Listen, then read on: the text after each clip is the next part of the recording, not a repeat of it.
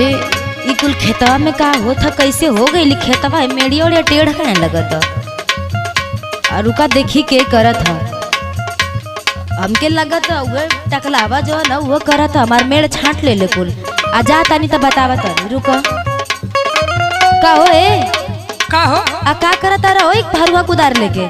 अरे खेते में काम करते हैं तू काम करत रह कि हमार खेत के कुल मेड़ छाट ले ला। हे देखा जबान संभाल के बोलत तनी से। जबान संभाल के बोलनी बहन कहा तारा की जबान संभाल के बोली ये सही बोलबू अबहिन बड़ा नीमन से बतिया बतारे तका कर लेबू बोला। अरे अबे चोरी ऊपर से सीना चोरी हे सुना का सुनी हो अगर तोहरा के सकबा के हम तोहरा खेत के मेड़ छाटत है तो सुना हमार बात का सुनी बोलो। लेखी पाल से न पाला कालू भोरे में हमर एक हाथ जाई अब तोरे में। ओ हो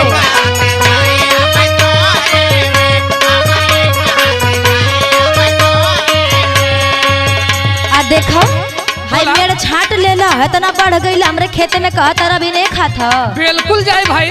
हाँ ते पता चली सुनो सुनावा बाधा वाला अपन नाप के तू डोरी से बाधा वाला अपन नाप के तू डोरी से हमर मेड़ छाटावाई लेला चोरी से।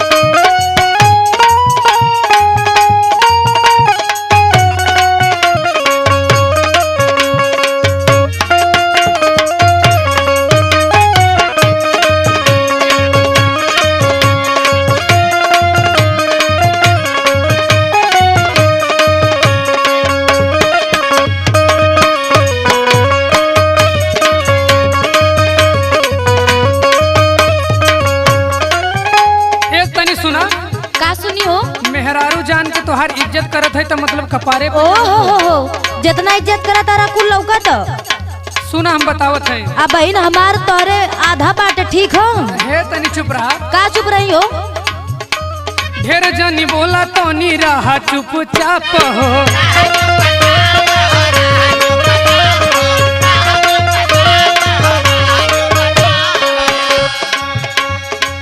जाई फरियाई जबा होई पक्की ना पहो। हाँ कुछ पता चलो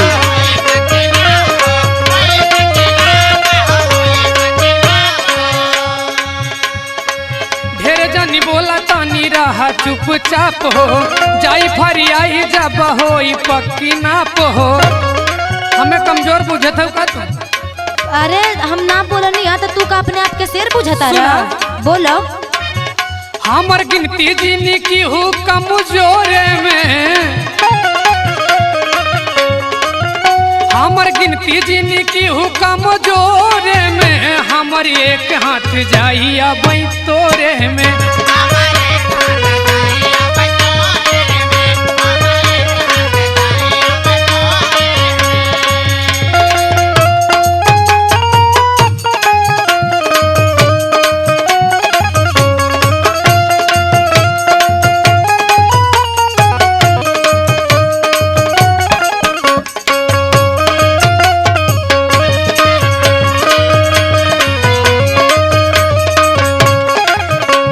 देखा अब बोले के तो सहूर ना लगा तारा की जैसे कुल तोहरे बाटे।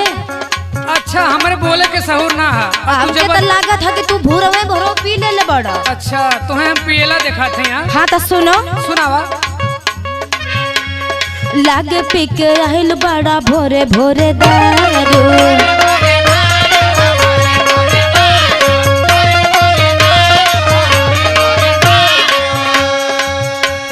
परेशान करा तारा जानी में हरा निकल जाए चला की तो। अच्छा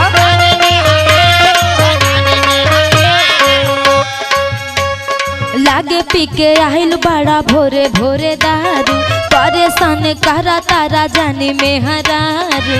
सुनो सुनावा हथिया ना पैबा खेत से न जोरी से। अरे तू जितना बोलत है ना। हाँ तो सुनो सुनावा हाथिया ना पैबा खेत से न जोरी से, हमर मेहड़ छाटा भाई लेला चोरी से।